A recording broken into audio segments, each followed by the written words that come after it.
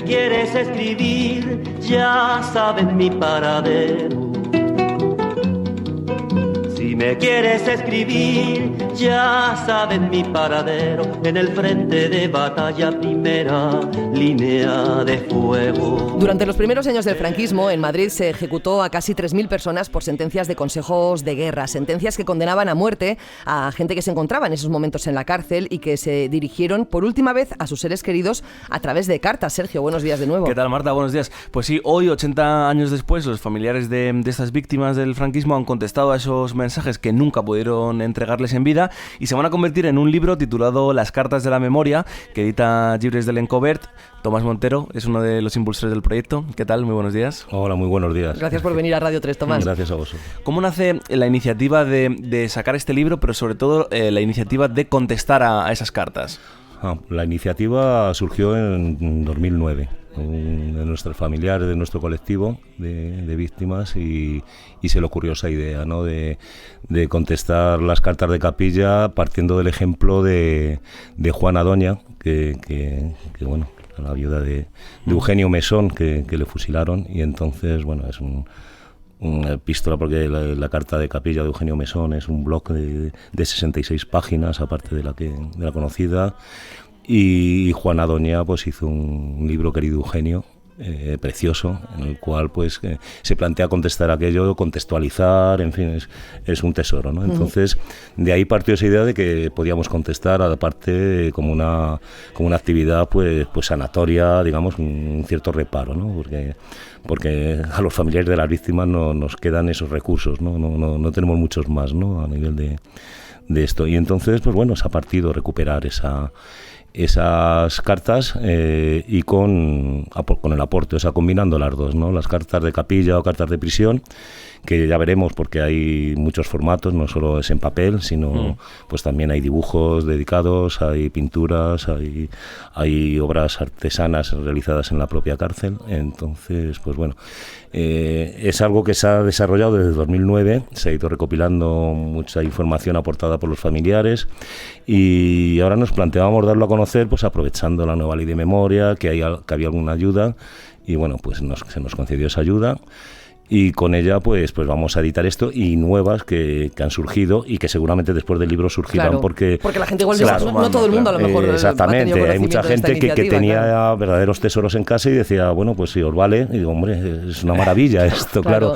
Y es ponerlo en valor, ¿no? O sea, para los familiares tiene un valor añadido, pero es que además para la sociedad tiene un valor importante y a nivel cultural y es increíble. O sea, ya si queréis ahora desarrollamos el tema, pero bueno. Por supuesto, para empezar, Tomás, yo no sé si tienes alguna vinculación incluso personal o familiar con este asunto, sí. Si alguien de tu familia estuvo preso y ejecutado después de una sentencia del Consejo de Guerra. Sí, todo esto surgió, bueno, el colectivo se llama Memoria y Libertad porque en 2004 ya empecé, hice un listado, basándome en el listado de Mirta Núñez que publicó de Fusilados, que lo encontré casualmente, ese libro, el de Consejo de Guerra, porque estaba descatalogado, y la idea era compartirlo en redes, ¿no? Porque ya vi que, claro, no, me enteré que a mi abuelo lo habían fusilado en el cementerio del Este, no había muerto en la guerra, y que había nada, no es que no había información al respecto, ¿no? Entonces mi primera labor fue subirlo a internet, para ver que más familiares en mi situación pues pudieran a lo mejor al teclear el nombre en una búsqueda genealógica o en algo, pues que apareciera, ¿no? ¿Tu abuelo dejó alguna carta? Ejemplo, mi abuelo dejó una carta de Capilla, pues una pequeña carta doblada en 8 trozos, de las que se dejaban en la rendija o a los compañeros que iban a limpiar para que entregaran. O sea, no iba por conducto oficial. Los que iban por conducto oficial se distinguen rápido porque era obligatorio poner bien arriba España y viva el caudillo o viva Franco. Para que pasara exactamente. La censura, evidentemente. Claro. De hecho, pues había, la mayoría de veces eran tarjetas que se compraban en el cromato de la cárcel. O sea, que tenemos el caso impresionante de uno de los presos que vino de Almería, luego le fusilaron en Porlier, Fernando Izquierdo, que tiene unas maravillas dibujadas en postal, y es que él dibujaba hasta el diseño de la postal para no comprarlo en el economato, se dibujaba, es un especializado en dibujar águilas y tarjetas postales y se las hacía él todas. O sea que... Sí, si no me equivoco, hay un retrato de tu abuelo en la cárcel. No, el retrato no es de mi abuelo. De mi abuelo solo conservo un par de fotografías. El retrato lo descubrimos recientemente porque salió una publicación digital y tuvieron la deferencia de ponernos en contacto con la familia. Y es de un preso que fue un cargo importante en la investigación policial en Madrid, o sea, se le tiene como una eminencia por sus recursos, ¿no?, que empleaba para luchar contra la Quinta Columna.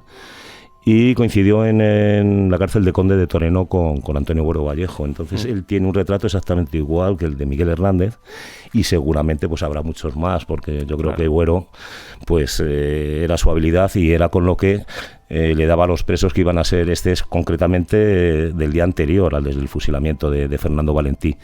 Entonces él, en el propio retrato, al margen, escribe pues su dedicatoria de despedida, ¿no? Por eso creo que hay muchos formatos, ¿no?, de cartas. Sí, en total, de hecho, vais a hacer más de 50 respuestas, entre las que habéis incluido pues una carta común llamada Allí donde te encuentres, y ahora estáis preparando este libro, ¿no?, en tapa dura, además, para juntar todas estas cartas junto con las de Capilla, y lo vais a hacer con la editorial Llibres de Lencover, que hace un tiempo, además, Marta, hablamos con ellos por la iniciativa del libro del premio. Sí, para aquel cómic, ¿no? Sí, era un cómic hecho por republicanos en la cárcel y tal. Claro, es que casualmente fue a raíz de ese... Claro, sí te iba a preguntar, ¿cómo fue esa conexión con la editorial? Pues nos llegó al correo del colectivo un mensaje de Lencover promocionando el premio, y bueno, la juntaba al PDF, etcétera. Y según lo vimos, aparte de que nos pareció una maravilla y nos pusimos todos a encargar el libro como locos, pues ese era el momento justo en el que estábamos a ver a qué editorial o dónde depositábamos la subvención para que se pudiera editar ese libro, ¿no?, para que se pudieran editar los primeros ejemplares. Claro. Y bueno, pues la verdad es que fue algo casual, pero maravillosamente casual. Yo creo que es una de las mejores opciones que hemos podido tener, y creemos que va a salir adelante, y tal y como se está viendo en Berkami ahora en la promoción, pues está teniendo muy buena acogida. Pues si te parece, Tomás, vamos a escuchar alguna de esas cartas que van a estar incluidas en este libro, y vamos a escuchar ahora mismo en concreto una de la sobrina de Dionisia Manzanero Salas. Mi querida Dioni, soy tu sobrina Alicia, hija de tu hermana Esperanza, y tengo que decirte que no te conocimos, pero estabas en nuestra vida. Cuando, siendo yo una niña, la abuela Nicasia, tu madre, me hablaba y me contaba que desde siempre habías estado del lado de los más desfavorecidos. Dioni, ¿ya te has comido el bocadillo de la merienda? No, madre, se lo he dado a un niño que he visto en la calle. Estaba tan delgadito. Seguro que en su casa no tienen para comer. Como te digo, tu madre Nicasia nunca superó que no te tuviéramos. Siempre estabas en su memoria, y así nos lo contaba en estas y otras muchas anécdotas. Eras en casa su hija creativa, la que dibujaba, la que diseñaba los bordados, la que escribía, pero sobre todo cantabas y reías. Yo, en mi niñez, quería llamarme Dioni. Muchos de estos familiares, Tomás, pues son nietos, son sobrinos de estos fusilados, por lo que en muchas ocasiones esas últimas cartas escritas desde la cárcel pues deben de ser de lo poco que conserven estas familias, y no sé si también muchos de estos familiares a lo mejor se han dado cuenta de forma casual, ¿no?, de encontrándose una carta de repente en un cajón en casa del abuelo de que uno de sus familiares habían sido fusilados, ¿no?, y aún así han decidido participar quizá a posteriori en el proyecto, ¿no? Exactamente. Cada familia es un mundo. En algunas ha sido algo que se ha hablado, se ha podido saber, y en otras muchas ha sido algo que se ha mantenido oculto, incluso estas cartas o fotografías, porque se conservaban, pero bueno, a nivel particular de la viuda o del viudo incluso, porque tenemos entre las cartas una rara avis, como comenté, de una presa que le escribe un poema al marido que la van a fusilar, y es impresionante, claro, es una cosa rara, ¿no? Entonces, bueno, todavía nos quedan bastantes hijos, bastantes para las fechas en las que estamos de aquello, ¿no? Hijos directos, incluso tenemos a un hermano de un fusilado, tiene 103 años, está en Francia, pero bueno, todavía vive y parece que mantiene la cabeza, ¿no? O sea, que es algo con una resistencia brutal, ¿no? Estas cosas se han conservado sí o sí, y si se han perdido es por algún accidente, porque no se ha sabido conservar porque ha habido muchas víctimas, muchos familiares que han dormido con ella bajo la almohada durante toda la vida. Claro, o a lo mejor porque podía poner en peligro, en cierta forma, o en una situación incómoda a la propia familia, porque quizá en esos momentos también posteriores, después de la guerra, en esa primera fase de la dictadura, a lo mejor, mantener una carta de tu abuelo fusilado es algo que tú querías hacer, pero quizá que el resto de los vecinos estuviera siempre sabiendo que formabas parte de una familia de aquellos que rojos y no sé cuántos, también te podía poner en una situación delicada. A lo mejor muchos se quitaron de medio algunos recuerdos, ¿no? Eso normalmente se sabía, o sea, al margen de si es verdad. No. Sí se desprendieron las familias de objetos más comprometedores, o sea, carnés de partidos, claro. Pero ya de gente que evidentemente vivía y no querían... Sin saber nada de aquello, régimen, claro, efectivamente, por si acaso les traía consecuencias, claro. Pero ya digo que el que lo pudo conservar, lo conservó. Lo hizo, ¿no? Y los que no les ha llegado, que claro, realmente es una pena que no te llegue nada en absoluto de tu abuelo, por ejemplo, a estas alturas, ni siquiera una foto, un retrato. Pero por lo menos les queda el consuelo, o amigos, yo tengo 3 cositas, pero es que hay familiares que tienen una verdadera colección de cosas, o sea, cartas en papelillos de fumar, decenas de fotos de todo tipo de la familia, entonces esa nos sirve al resto, ¿sabes? Es algo que es reparador para todos, porque básicamente la experiencia fue común. Y bueno, pues todos nos podemos reflejar en esas cartas o en esos trabajos. Pues vamos a escuchar ahora al poeta Juan Carlos Mestre interpretando la carta de capilla de Ricardo Zabalza El Orga. Mis queridos padres, cuando leáis estas líneas yo no seré más que un recuerdo. Hombres que se dicen cristianos lo han querido así, y yo, que nunca hice daño a nadie, a sabiendas me someto a esta prueba con la misma tranquilidad de conciencia que presidió mi vida entera. Vosotros, en vuestra sencillez religiosa, no os explicaréis cómo un hombre que ningún crimen cometió, el propio fiscal lo reconoció así en su informe, y sobre el que no existe tampoco acusación de hecho vergonzoso alguno, pueda sufrir la muerte que me espera. Para comprenderlo, recordad a mi hermano Javier. Él también era bueno, trabajador y noble, y ya sabéis lo que hicieron con él. Pero la muerte de los hombres justos no debe producir pena. Bueno, aquí hemos oído una de esas cartas que escribieron los republicanos poco antes de ser ejecutados, en concreto la de Ricardo Zabalza El Orga. Yo no sé qué cosas se escribían en esas cartas. Supongo que habría muchos mensajes de cariño, pero también supongo que habría quizá cierta preocupación por la gente que se quedaba, ¿no?, en este mundo. No sé qué mensajes comunes suele haber entre estos presos. A ver, hay un leitmotiv común en todas, que es la preocupación por la familia que queda.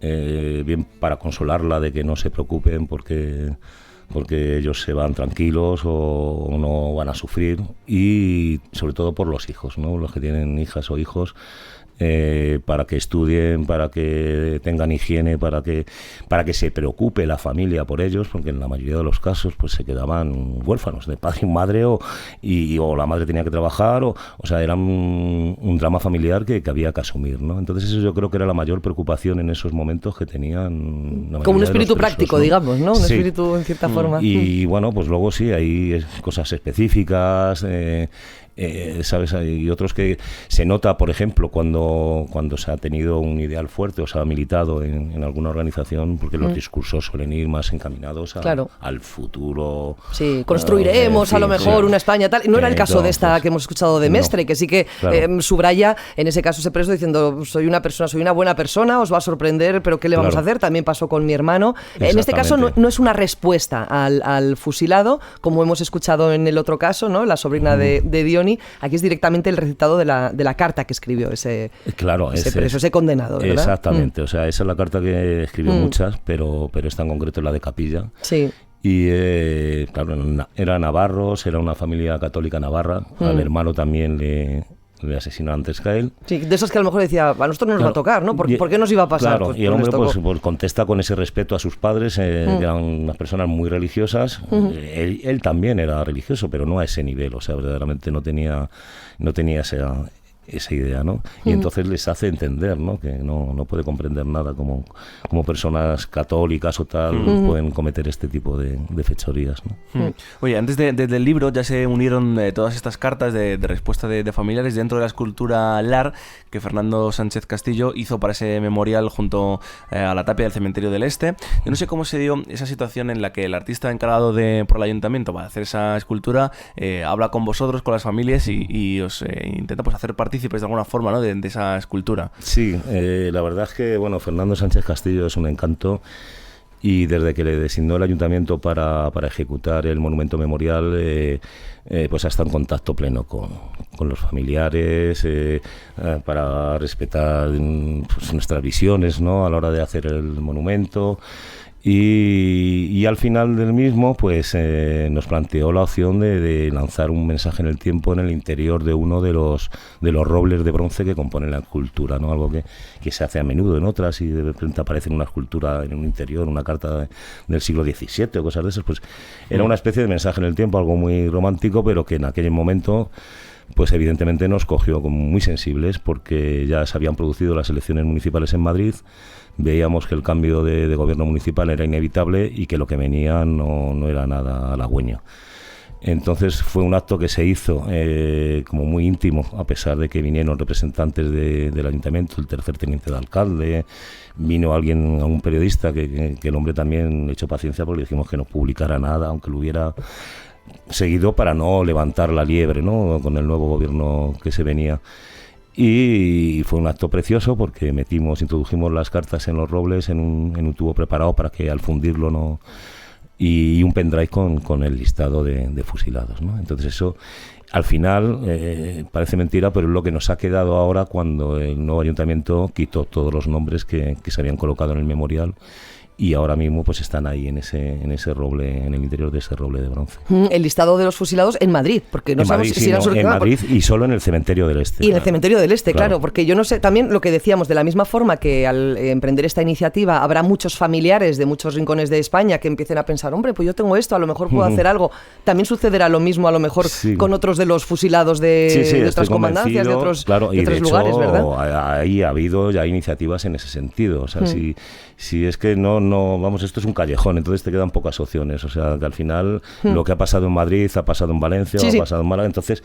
Pues, a lo mejor pueden cambiar los números, quizá, ¿no? O la envergadura de los miles, pero... Claro, que quienes se preocupan de recuperar eso, digamos, son las propias familias haciendo un movimiento colaborativo, asociativo, pues tiene visos de ir por esa vía. Si ese a otro tipo de organizaciones, pues ya se buscan a lo mejor otro tipo de intereses que son distintos. Oye, en uno de esos actos también tuvisteis a Pilar Bardem, ¿no? Interpretando algunas de esas cartas, y también a Lucía Álvarez el año pasado, ¿verdad? Sí, lo abrió en el 2009 cuando teníamos las cartas, el centón este que has comentado, que está elaborado con frases de todas las cartas, fue la lectura que hizo Pilar Bardem en ese homenaje, ¿no?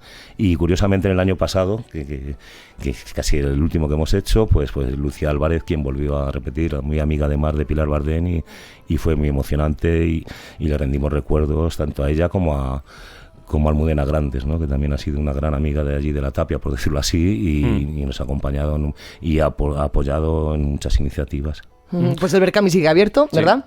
Ahí está, el Berkami, cualquiera que se quiera interesar por el asunto puede googlear las cartas de la memoria y ahí incluso aparece... de Europa ya, ¿no? Porque lo hablamos con José del Encover, porque había familiares en el exilio, en Francia sobre todo, que no daba la opción el Berkami, o tenías que coger luego los gastos de envío aparte. Pues ahora ya hay una opción para Europa, ¿no? Para envíos a Europa del libro. Para facilitarlo, ¿no? Sí. Pues mucha suerte con la iniciativa. Parece que no la necesitáis porque sí que hay mucho interés en que salga adelante, como decíamos, este libro. Gracias por haber venido a Radio 3, Tomás, y esperamos ya la próxima vez que vengas, Tomás Montero, pues tenerlo en nuestras manos, ¿no? Muy bien. ¿Te parece? Ojalá, sí. Que lo podamos manosear un poquito. Sí. Muchas gracias. Sí. Gracias, hasta la próxima. Tomás. A vosotros. Chao, Sergio. Adiós.